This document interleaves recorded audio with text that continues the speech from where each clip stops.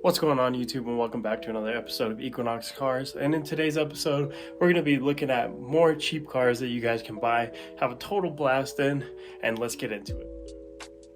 Alright, YouTube, so the first car on this list is actually going to be any of the Mercedes coupes or sedans that have the 500 engine. And what I mean by the 500 engine, that's like a pretty decent horsepower of a V8 that Mercedes has. You're going to get top of the line luxury, really good performance because it's a pretty large like 5.0 V8 pretty much.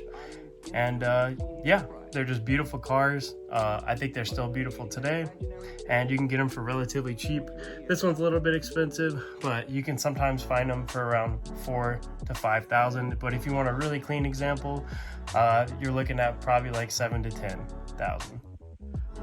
All right, you guys, in the next car on this list, staying with the European theme, we have the Audi A6. And I actually prefer the Audi A6 to the Audi A4 because it comes with the V6, and you have a couple options, but the main two that you're going to find for around a cheap price range is going to be the twin turbo 2.7 liter, which you can modify to some crazy numbers, and also the bigger straight six engine. And I think both of them are actually pretty good options. The regular V6 engine is going to be a little bit more reliable than the turbocharged model.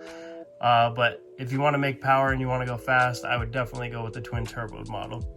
Now, again, the Mercedes and the Audi are going to be a little bit unreliable, but if you know what you're doing, you know how to work around a car, I think it'd be okay for a while. All right, YouTube, now we're going to switch things up and we're going to come back over to America. And the one that I would recommend is the 2005 and up Ford Mustang. And these are pretty cool.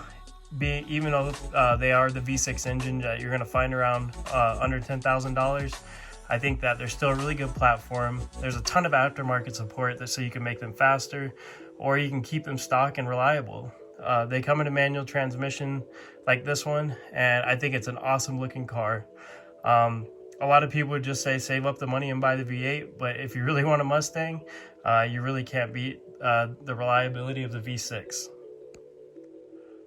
Okay guys, now we're going to hop over the pond all the way to Japan, and we're going to be looking at the Acura TL. Now this car is awesome. Although it is front wheel drive and not everybody likes front wheel drive, this car is cheap, extremely reliable, and it comes with like 270 horsepower stock. And you're going to want to find the third generation of the Acura TL. It's just the best looking generation. I think the looks still hold up today, and they're actually pretty quick stock, which is very nice, especially under $5,000. I think these are a blast, and they actually handle really well if you lower them. I've seen people time attack these, I've seen people track these, all sorts of stuff. It's hard to make more power out of them, to be honest. You can do full bolt-ons, you're still not going to make that much more. Granted, that's okay around this price range because like I said, it is pretty fast stock. However, if you throw a supercharger on one of these, you can make some insane horsepower numbers. Alright, YouTube, I guess this year is just going to be the year of the Euros because we're back in the European territory. And on this one, it is the Volkswagen GTI / Volkswagen Golf Mark IV, or even the Volkswagen Jetta. Now, these are a really good option because they're cheap and they're pretty easy to find parts for, and they're easy to tune up to some pretty decent horsepower numbers.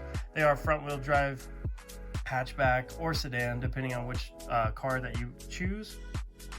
But they all can come in a manual transmission. They all look pretty good, even though they're a little bit older. And I think it's a solid choice if you're on a budget.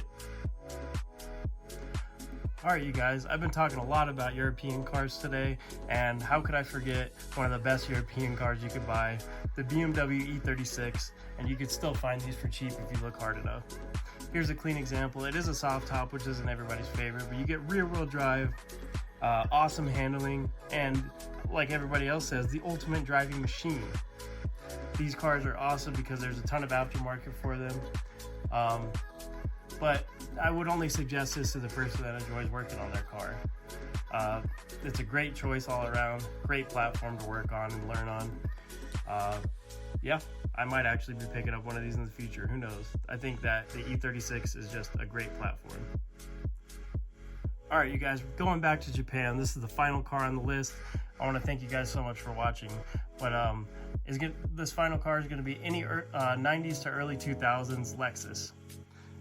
Now, these are pretty much all reliable, whether you go for the V6 or the V8. Some people have gotten these things up to millions of miles, or at least 1 million miles. We know that for sure.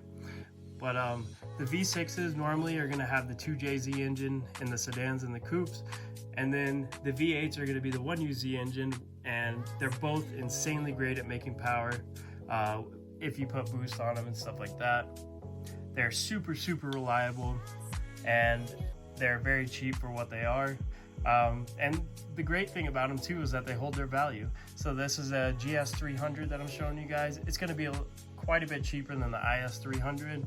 And then if you guys want to get the coupe, then you would get the SC300 for the V6 that has the 2JZ in it, or you can get the V8 1UZ, which would be the SC400. And it goes the same for the sedans as well.